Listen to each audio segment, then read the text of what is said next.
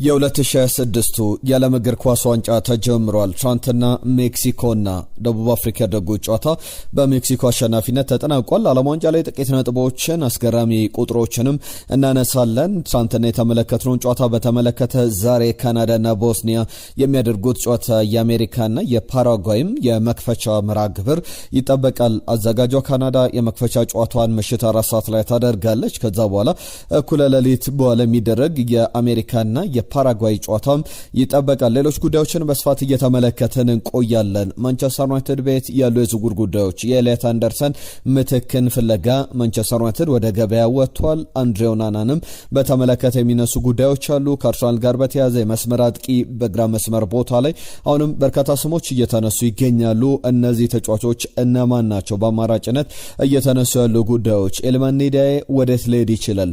መዳረሻው የት ሊሆን ይችላል? በሚሉ ጉዳዮች ላይ አዳዲስ የወጡ ሀሳቦች አሉ። ጄስኮ ግቫርዲዮል ከማንቸስተር ሲቲ ጋር፣ ሪያል ማድሪድ ቤት የሚነሱ ሌሎች አጫጭር ጉዳዮች አሉ። ሊቨርፑል፣ ቼልሲ የተለያዩ አዳዲስ የተሰሙ ጉዳዮችን በየክለቦቻችሁ እየነገርናችሁ እንቆያለን። አዳዲስ መረጃዎችን ብቻ እናነሳለን። በቆይታችን ሀሳብ አስተያየቶቻችሁን ላኩልን፣ መልእክቶቻችሁን እንቀበላለን። የዓለም ዋንጫን የመክፈቻ መርሃ ግብር እንዴት ተመለከታችሁት?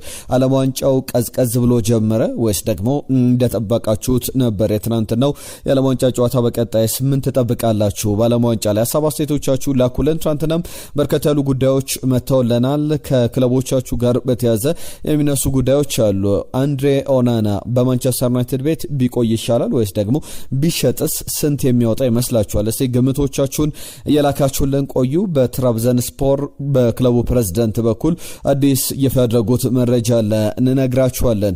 በቀጥታ ወደ ጉዳዮቻችን እናልፋለን። እናንተ ግን ይህን ቪዲዮ ላይ ካድርጋችሁ እንድትጀምሩ አስቀድሜ ላሳስባችሁ። ትላንት የዓለም ዋንጫ የመክፈቻ መርሃ ግብር በሜክሲኮና ደቡብ አፍሪካ መካከል ሲደረግ የመጀመሪያው ጨዋታ በሜክሲኮ 2-0 አሸናፊነት ተጠናቋል። 3 ቀይ ካርዶች የነበሩበት፣ ብዙ መላው አፍሪካውያን ደቡብ አፍሪካን ሳይሆን ሜክሲኮን ሲደግፉ የነበረበት፣ በተለይ ደግሞ ደቡብ አፍሪካውያን በቅርብ አፍሪካውያን ይውጡልን፣ ናይጄሪያዎች፣ ኢትዮጵያዎች፣ ማሊያዊ ዜግነት ያላቸው ሌሎችም አፍሪካውያን ዜግነት ያላቸው የአፍሪካ ዜጎችን በደቡብ አፍሪካ የሚኖሩ ዜጎችን ከደቡብ አፍሪካ ይውጡልን እያሉ በደንብ ትልቅ የዜኖፎቢያ የሚባለውን ከዚህ በፊት በተደጋጋሚ ጥቃቶችንም ሲያደርሱ ተመልክተናልና ያንን በተመለከተ መላው አፍሪካ ከደቡብ አፍሪካ በተቃራኒ ነበረ፣ የሜክሲኮ ደጋፊ እንደነበረ ተመልክተናል። ጁሊያን የ2026ቱን የዓለም እግር ኳስ ዋንጫ የመክፈቻ ግብ አስቆጥሯል። ጁሊያን የሳውዲ ፕሮ ሊግ ከፍተኛ ግብ አስቆጣሪ ነው። ካረም ቤንዜማ፣ ክርስቲያኖ ሮናልዶ፣ አይቫን ቶኒ ሌሎችም ትልልቅ አጥቂዎች ባሉበት ሊግ ላይ የሊጉ ከፍተኛ ግብ አስቆጣሪ ሆኖ ማጠናቀቅ የቻለ ተጫዋች ነው። ሜክሲካዊ ተጫዋች ትናንትና 9ኛው ደቂቃ ላይ ግብ አስቆጥሮ የመጀመሪያው ግብን አስመዝግቧል። ከዛ በኋላ ራውል ሂሜኔዝ 67ኛው ደቂቃ ላይ ለሜክሲኮ ብሔራዊ ቡድን ሌላ ግብ አስቆጥሮ ግቧን ካስቆጠረ በኋላ የመጀመሪያው ዓለም ዋንጫ ግቡ ነው። እያለቀሰ ነበረ ደስታውን ሲገልጽ የነበረው። ወደ ማዕዘን ምቱ በመሄድ እያለቀሰ በእንባ ተሞልቶ ደስታውን ሲገልጽ ለሜክሲኮያን ደጋፊዎች ትንሽ ስሜትን የሚነካ ነው። ከሜክሲኮ ብሔራዊ ቡድን ጋር በተያዘ በዓለም እግር ኳስ ዋንጫ ላይ 61 ጨዋታዎችን አድርጓል። የትናንትናውን ጨምሮ አንድም ዋንጫ አላነሳም። ብዙ ጨዋታዎችን አድርጎ የዓለም ዋንጫን ያላነሳ ሀገር ነው። እነ ሆላንድ፣ እነ ስዊድን ብሔራዊ ቡድን ሌሎችም የሚጠቀሱ አሉ። 50 ጨዋታዎችንና ከዛ በላይ አድርገው ነገር ግን ዋንጫ ያላነሱ የዓለም ዋንጫን የሜክሲኮ ብሔራዊ ቡድን ግን በዚህ ቁጥር ላይ ከፍተኛ ድርሻውን ይወስዳል።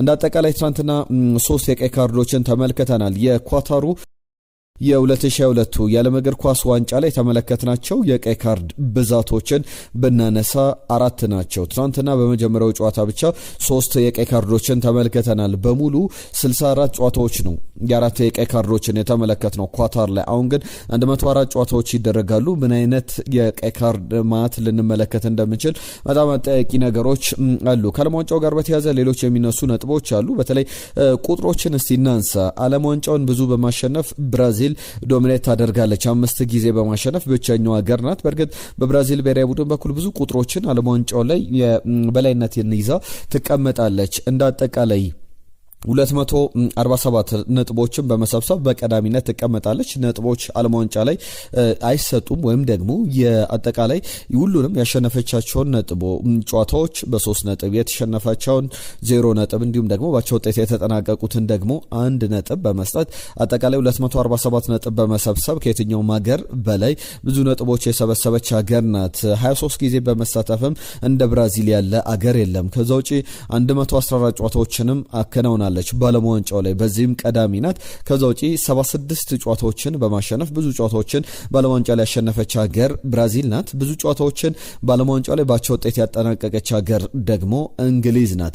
ሜክሲኮን ስናነሳ በዓለም ዋንጫው ላይ ብዙ ጨዋታዎች ላይ ተጫውታለች እያልኩ ነበረ። ብዙ ጨዋታዎችን በመሸነፍ ደግሞ እንደ ሜክሲኮ አይነት ሀገር የለም። የብራዚልን ቁጥር ስንመለከት 237 ግቦችን በማስቆጠር በዓለም ዋንጫው ላይ ቀዳሚ ናት። የጀርመን ብሔራዊ ቡድን 130 ግቦችን በማስተናገድ ወይም 130 ግቦች ተቆጥሮበታል።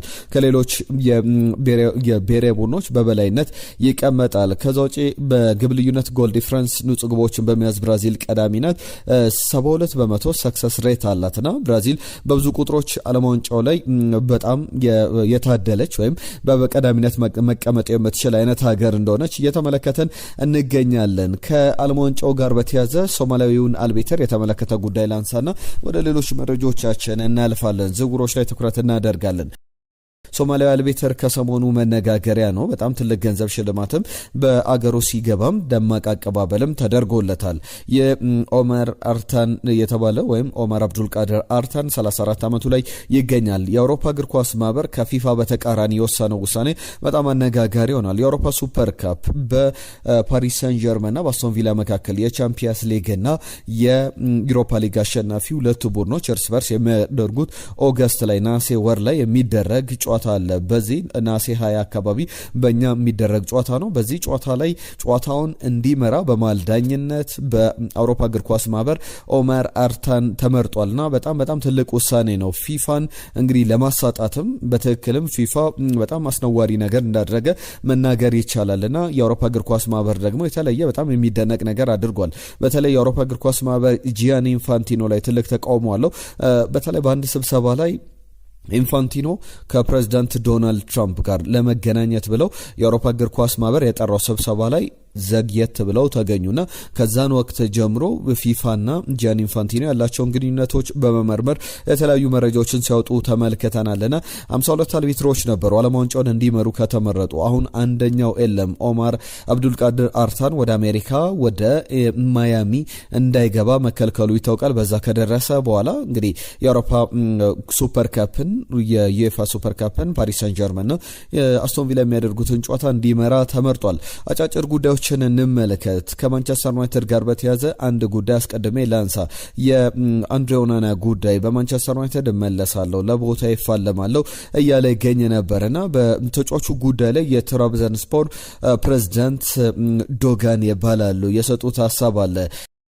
በተለይ ደግሞ በተጫዋቹ ብቃት በጣም ሳቲስፋይድ እንደሆኑ አንድሬ ኦናና የሚገርም ግብ ጠባቂ ነው፣ ጥሩ ግብ ጠባቂ ነው። ያንን ደግሞ በትራብዛን ስፖር አሳይቷልና የእሱ ትልቁ ጥያቄ የደሞዝ ጥያቄ ነው። እሱን ደግሞ ፋይናንሻሊ ከቨር ልናደርግ ወስነናል ብለዋል። እንግዲህ በዩሮፓ ሊግ ኳሊፊኬሽን በተርኪሽ ካፕ ላይም ጭምር ጥሩ ግልጋሎት መስጠቱን ተመልክተናል። አሁን በዛው በትራብዛን ስፖር ቆይታ ያደርጋልና ዶጋን እንደሚሉት ከሆነ የትራብዛን ስፖሩ ፕሬዝዳንት አንድሬ ኦናና በክለቡ እንዲቆይ ጥረት እናደርጋለን። ፋይናንሻል ዲማንዶች አሉ፣ እሱን ደግሞ እናሟላለታለን። የሚፈልገውን ደሞዝ እንከፍላለን።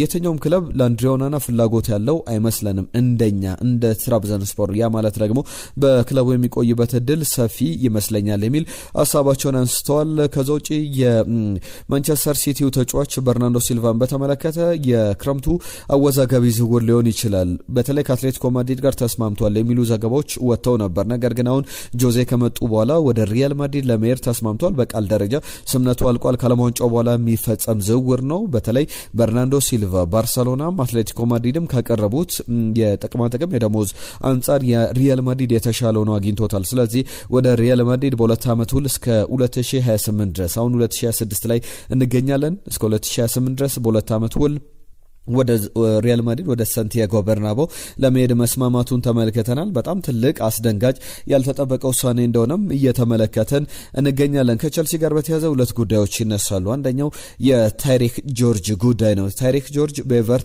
ኤቨርተን ተጫዋቹን በቋሚነት ማስፈረም መብት አለው በ5 ሚሊዮን ፓውንድ። ነገር ግን ተጫዋቹን ይፈልገዋል።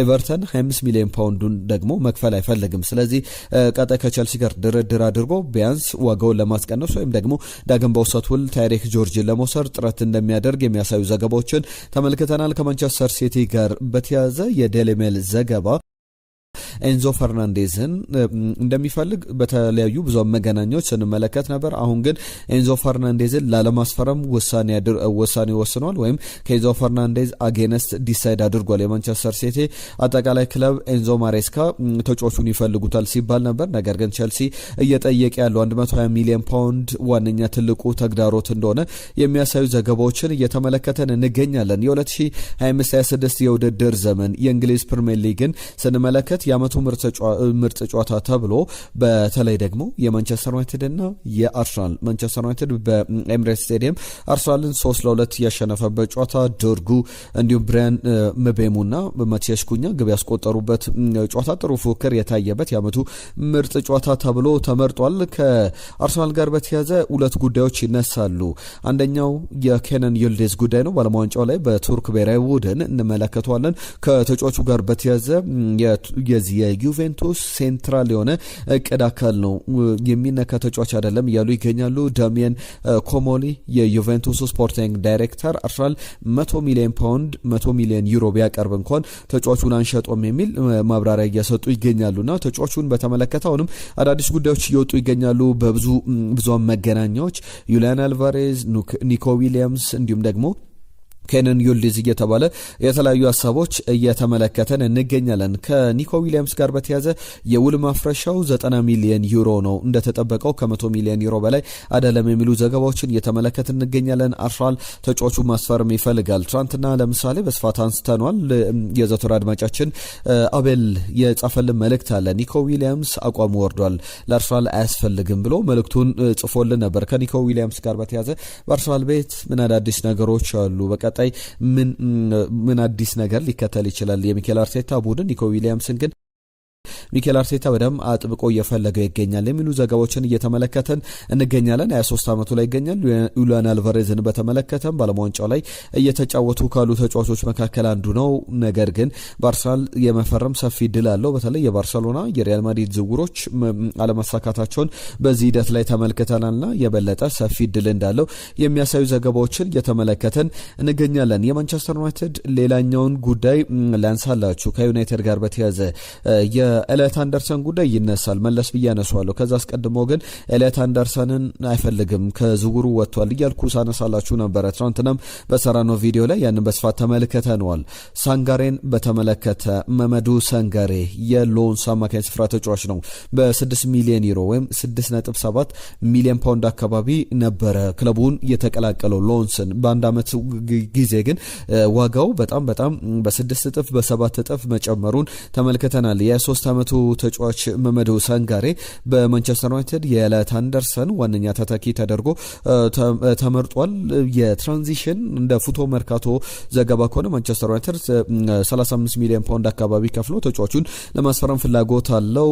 ሎንስ ግን ከዛ በላይ የሚያወጣ ተጫዋች ነው፣ ስለዚህ በዛ ገንዘብ አይሸጥም እያለ ይገኛልና እንደ ፉቶ መርካቶ ዘገባ ከሆነ መማዱ ሳንጋሬ የትራንዚሽን ሞንስተር ነው ይባልለታል። ለሽግግር እግር ኳስ የሚሆን ያንን በደንብ ማሳካት የሚችል ተጫዋች ነው ተብሎ በደንብ ስሙ እየተጠቀሰ ያለ ተጫዋች ነው። ከዛ በተጨማሪ ቦክስ ቱ ቦክስ ሚድፊልደር ሚናን በደንብ የሚወጣ ማንቸስተር ዩናይትድ ቤት በደንብ ማገልገል የሚችል ገና የ3 ዓመቱ ላይ ይገኛል። የመማዱ ሳንጋሬ የሎንሱ አማካኝ ጉዳይ በዩናይትድ ቤት በትልቅ ደረጃ እየተጠቀሰ ይገኛል። የማንቸስተር ሲቲም ጉዳይ ይነሳል። ቅድም ማንቸስተር ሲቲን በተመለከተ ከዚህ ከኤሊዮት አንደርሰን ዝውውር ራሱን አግሏል የሚል ዘገባዎችን ቀደም የኤንዞ ፈርናንዴዝን ጉዳይ ስናነሳ ነበር። ከአሰልጣኝ ኤንዞ ማሬስካ ጋርም በተያዘ ኤሊዮት አንደርሰንን በተመለከተ ጀርሚ ክሮስ ማንቸስተር ሲቲ ከዚህ በኋላ እንኳን ለዚህኛው ተጫዋች ማንቸስተር ሲቲ እንዲቀላቀል ለኤሊዮት አንደርሰን ትልቅ ክፍያ ይዘን አንቀርብም ብለዋል። ትናንትና በስፋት አንስተናል። 106 ሚሊዮን ፓውንድ የመነሻ ክፍያ፣ 15 ሚሊዮን ፓውንድ ደግሞ በአዶንስ ለተጫዋቹ ዝውውር ለመክፈል ሲቲ ፍላጎት አሳይቶ ነበር። ቨርቫሊ ያቀረበው ጥያቄ ነበር። ነገር ግን ኖቲንጋም ፎረስት ነገሩን ውድቅ አድርጎታል። በዚህም በኖቲንጋም ፎረስት ሊቆይ ይችላል የሚሉ ዘገባዎችን በደንብ እየተመለከትን እንገኛለን። ጆስኮ ግቫርዲዮልን በተመለከተ እንደ ፍሎሪያን ፕሌተንበርግ በጀርመን እግር ኳስ ላይ ብዙ ድንቅ የሚባል ዝውውሮች ላይም ብዙ ዘገባዎችን የሚሰራ ጋዜጠኛ ነው። ፍሎሪያን ፕሌተንበርግ እንደሚለው ከሆነ ጆስኮ ግቫርዲዮል በክሮኤሽያ ብሔራዊ ቡድን ውስጥ ያለ ተጫዋች ነው። እስከ 2030 ድረስ የሚያቆይ አዲስ ውል በሲቲ ቀርቦለታል። ነገር ግን ተጫዋቹ በዚህ ክረምት 2 ዓመት ቀሪ ኮንትራት አለው በማንቸስተር ሲቲ የሚያቆይ። በዚህ ክረምት ልልቀቅ ወይስ ደግሞ ሪያል ማድሪድ ልቀላቀል ወይስ ደግሞ በዛው በማንቸስተር ሲቲ ልቆይና አዲስ ውል ልፈርም የሚለውን በዚህ ክረምት ይወስናል። ከዛው በኋላ የሚጠበቁ ነገሮች ይኖራሉ የሚሉ ሀሳቦች አሉ። ፓሪስ ሰን ጀርመንን በተመለከተ ማይክል ኦሊሴን ለማስፈረም ፍላጎት አለው የሚል ዘገባዎች ወጥቷል። ለኪፕ ይዞት የወጣው ዘገባ ሪያል ማድሪድ 150 ሚሊዮን ዩሮ አቅርቦ እንደነበረ ይታወቃል ለፈረንሳዩ ኢንተርናሽናል። ነገር ግን በቡንደስሊጋው ክለብ በኩል የቡንደስሊጋውም የባየርን ሊቀመንበር የሆኑት ኸርበርት ሄይነር እንዳሉት ከሆነ ኦሊሴ ኖት አቬለብል ብለዋል። ጭራሽ የሚታሰብ ዝውውር አይደለም ብለው ሀሳባቸውን ሲሰጡ ነበር። እስከ 2029 ድረስ ውል አለው። ከዚህ በኋላ ቢያንስ 3 ዓመታትን በባየርን የሚያቆይ ውል እንዳለው ይታወቃል። 15 ግቦችን በቡንደስሊጋው ላይ አስቆጥሯል። 21 አሲስቶችን አስመዝግቧል። በአጠቃላይ የሚገርም የውድድር ዘመንን እያሳለፈ ያለ ተጫዋች እንደሆነ ይታወቃልና በዚህ ሂደት ላይ የሚነሱ ሀሳቦች አሉ። ማይክል ኦሊሴ ሪያል ማድሪድ ወይስ ፓሪስ ሰን ጀርመን ወይስ ደግሞ በዛው በባየር ሙኒክ ይቆያል? ከማንቸስተር ዩናይትድ ጋር በተያዘ ቀደም ሷቸው ጉዳዮች አሉ። በግራ መስመር ቦታ ላይ አሁንም የሚነሱ ሌሎች ዘገባዎች አሉና ዩናይትድ ቤት በተመለከተ ጥቂት ነጥቦችን ላንሳላችሁ። በተለይ ደግሞ አሁን ለኤሊዮት አንደርሰን 120 ሚሊዮን ፓውንድ አላቀርብም ብሏል። ኤደርሰንን በ39.9 ሚሊዮን ፓውንድ ወይም በ40 ሚሊዮን ፓውንድ አካባቢ ለማስፈረም የመጨረሻ ስምምነት ላይ ደርሷል። ከለማውንጫው በኋላ የሚጠናቀቅ ዝውውር ነው። ማቴዎስ ፈርናንዴዝ፣ አሌክሲስ ስኮት፣ ኤሊዮት አንደርሰን ሌሎች የማንቸስተር ዩናይትድ አማራጮች ናቸው። ከዛ ውጪ ሳንድሮ ቶናሊም ስሙ ይጠቀሳል። በእርግጥ ማንቸስተር ዩናይትድ እንደ ሌሎች ክለቦች ሳንድሮ ቶናሊን አጥብቆ ጠያቂ አይነት ክለብ አይደለም። ማቴዎስ ፈርናንዴዝ እንዲሁ እነ አሌክስ ስኮት በማንቸስተር ዩናይትድ ከሳንድሮ ቶናሊ በበለጠ የሚፈለጉ ተጫዋቾች ናቸውና ማንቸስተር ዩናይትድ ይህንን ያክል ትልቅ ክፍያ መክፈል አይፈልግም። የማንቸስተር ዩናይትድ ትልቁ ክፍያ 86 ሚሊዮን ፓውንድ ለፖል ፖግባ የወጣው የዝውውር ዋጋ እንደነበረ ይታወቃል። ለምሳሌ አሌክዛንደር አይዛክን ለማስፈረም ትልቅ ክፍያ ሊቨርፑል 125 ሚሊዮን ፓውንድ ከፍሏል። ፍሎሪያን ቨርዝን ለማስፈረም ከ110 ሚሊዮን ፓውንድ በላይ ወጥቷል ለሊቨርፑል ቤት። ቸልሲ ቤት ትልቅ ክፍያዎች አሉ።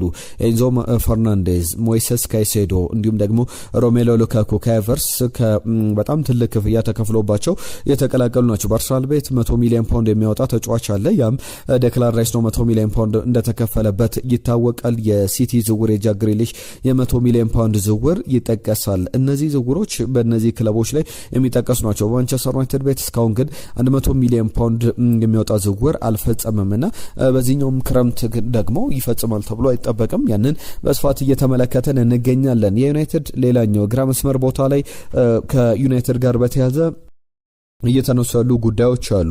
ሁለት በስፋት እየተነሱ ያሉ ጉዳዮች አሉ። እነዚህም አንደኛው በዚህ በግራ መስመር ቦታ ላይ የሉክ ሾው የረጅም ጊዜ ተተኪ እንዲሆን የሚፈለግ ተጫዋች አለ። እሱም ሉዊስ ሆል ነው። ሉዊስ ሆል በኒውካስል ዩናይትድ ያለውን ጊዜ እናስታውሳለን። ነገር ግን በማንቸስተር ዩናይትድ በኩል አሁንም ቢሆን በጣም በሌፍት ባክ ፖዚሽን ላይ ከሚፈልጋቸው ተጫዋቾች መካከል የአሜሪካ ብሔራዊ ቡድን ተጫዋች የፉላሙም የመስመር ተከላካይ አንቶኒ ሮቢንሰንን ለማስፈረም ፍላጎት አለውና ሉዊስ ሆል በጣም ዋጋው ተወዷል። ስለዚህ ማንቸስተር ዩናይትድ ሜክሺፍት አድርጎ ወደዚህኛው ዝውውር ፊቱ እንዳዞረ የሚያሳዩ ዘገባዎች አሉ። ጂብሪል ሲሴን ታስታውሱታላችሁ።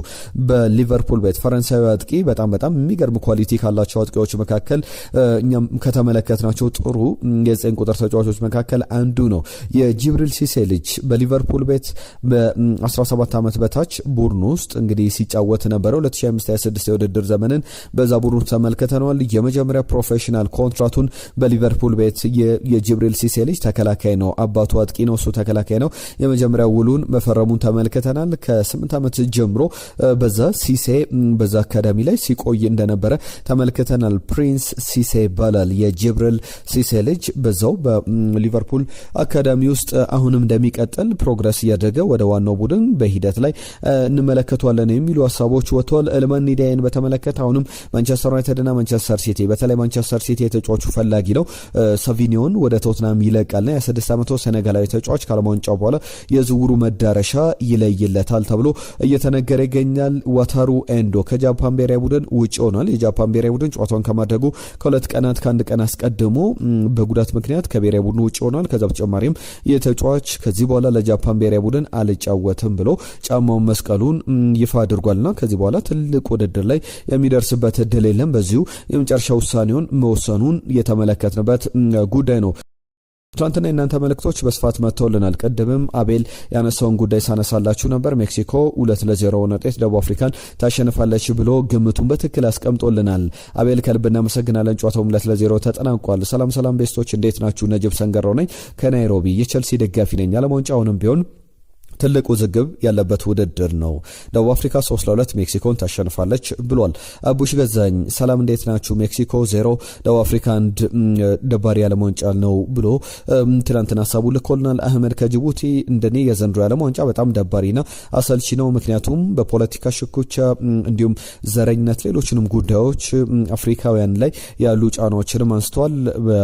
አህመድ ከጅቡቲ ላከልን መልእክት ከልብ እናመሰግናለን። ሽመልስ ከኳታርዷ የዘንድሮ ዓለም ዋንጫ በጣም አወዛጋቢ ነገሮች የምናይበት ይመስለኛል። ፊፋ አምኖ የመረጠው በሽብርተኝነት መፈረጅ ኢፍታዊ ብቻ አይደለም፣ በጣም አሳፋሪ ነው ብሏል። ሶማሊያዊን አልቤትር ኦመር አብዱል ቃድር አርታንን በተመለከተ ሽመልስ የጻፈልን መልእክት ነው። ዓለም ዋንጫው እንደዚህ ፊፋ ለምንድነው አሜሪካንን እንዲየፈራት ብሏል። በተለይ ጂያኒ ኢንፋንቲኖ ከአሜሪካው ፕሬዝዳንት ጋር ያላቸው ግንኙነት አሜሪካን ላለማስቀየም እየሄዱበት ያለው ርቀት ነው የሚሉ ሀሳቦች አሉ። ሜሮን ደቡብ አፍሪካ 1 ሜክሲኮ 2 ብላ ግምቷን ልካልናለች። ከልብ እናመሰግናለን። ሙልጌታ ፊፋ ለሶማሊያው ዳኛ ትልቅ የገንዘብ ካሳ መክፈል አለበት። ይህ ለመላው ጥቁር አፍሪካውያን ትልቅ ትምህርት ነው ብሎናል። ሰይፈዲን ሰላም ቤስቶች እንዴት ናችሁ? ዘንድሮ የዓለም ዋንጫ በጣም አስጠላበት። በጣም ትራምፕ ነገሮችን የበለጠ ያበላሸበት ሆኗል። 0-0 ጨዋታው ይጠናቀቃል ብሎ ግምቱን ልኮልን ነበረ። ምህረት አለሙ የዓለም ዋንጫ ድባብ ምርጥ ምንም ደስ አይልም፣ ግልጽ የዘረኝነት ምክንያቶች እያየን ነው። ለማንኛውም ደስ የሚል ድባብ የለውም ብላናለች። አርሰናል ጥሩ ዝውውሮችን አከናውነው ለቀጣይ ዓመት የማይበገር ሆኖ እንደሚመጣ አልጠራጠርም። ዩላን አልቫሬዝ ጉዳይ ግን ስር ሰዶ ሄዳ አይመስለኝም። አርሰናል እስካሁን ከሚወጡ መረጃዎች እንደምንረዳውና በደንብ ገፍተውበት ቢመጣ ደስ ይለኛል ብለናለች። ምህረት አለሙ ከልብ እናመሰግናለን። አየነው ሙሉዓለም የአርሰናል ዝውውር የማይጨበጥ ሆኗል የሚል ሀሳቡን ልኮልናል።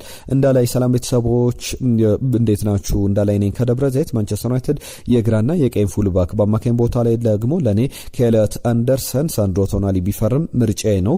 እንዲሁም ሼሽኮን የሚያግዝ ልምድ ያለው አጥቂ ቢያስፈርም ማንቸስተር ዩናይትድ የሚገርም ውድድር ዘመን ያሳልፋል ብሎናል። አርሰናልንም በተመለከተ እንዳላይ ከደብረ ዘይት የጻፈልን መልእክት አለ። አርሰናል ከኒኮ ዊሊያምስ ይልቅ በፕሪሚየር ሊጉ ልምድ ያለው አጥቂ ቢያመጣ ይሻለዋል። ቼልሲና ሊቬ በቀጣይ ውድድር ዓመት እመኑኝ ከባድ ይሆንባቸዋል። ማዱዌኬና ሲአር7 በአቋም መፈተሻ ጨዋታ ላይ የጀመሩት ነገር እንዳይቀጥልባቸው እፈራለሁ። ሜክሲኮ ከደቡብ አፍሪካ የሚደረገው ጨዋታ ሜክሲኮ ታሸንፋለች ብሎ ግምቱን ልኮልናል። ኦዝል ሰላም ቤተሰቦች የዛሬው ጨዋታ ደቡብ አፍሪካ 1-0 ታሸንፋለች ብሎ ግምቱን ልኮልን ነበር። የዛሬ ጨዋታ ግምቶቻችሁንም ላኩልን። ቅድም ሳነሳቸው ነበረ።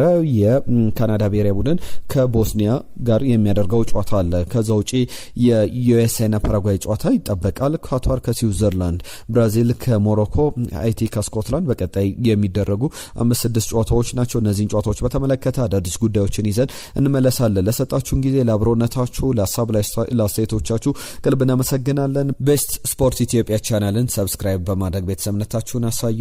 የዛሬን እዚህ ላይ ያበቃን። ጤና ይስጥልን።